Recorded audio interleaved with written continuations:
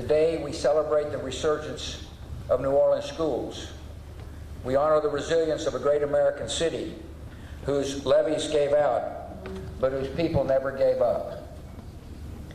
Out of the devastation of Katrina, you vowed to do more than just open the schools. You vowed to challenge the status quo.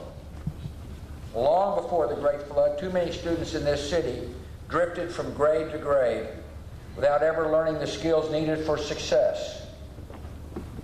Parents lacked choices and the power to intervene. Principals and teachers lacked the authority to chart a more hopeful course.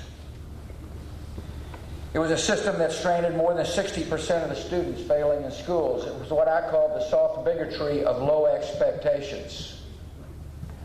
The decisions made in the dark hours after Katrina sparked a decade of reform. Rather than just reopen the schools, reorganize many into charter schools that are independently operated but publicly accountable for achieving high standards. More than 9 in 10 public school students in this city now call our charter school home. Administrators at these schools have the freedom to slice through red tape and the freedom to innovate. Parents of these schools have choices if dissatisfied.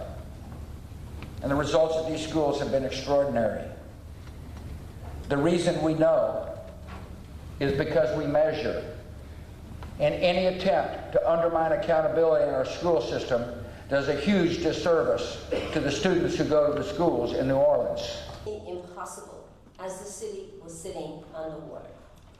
However, with the determination of our alumni group, now it's the stories of schools like this one and others that we see the determination to rebuild better than before. And it's a spirit much stronger than any storm. It's a spirit that's lifted communities laid low by tornadoes or terrorist attacks.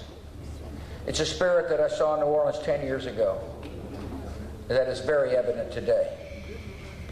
We see that spirit in the population that has ticked back up as families settle back down. We see it in the tourists who are drawn here not only by the city's rich heritage, but the new hotel rooms and restaurants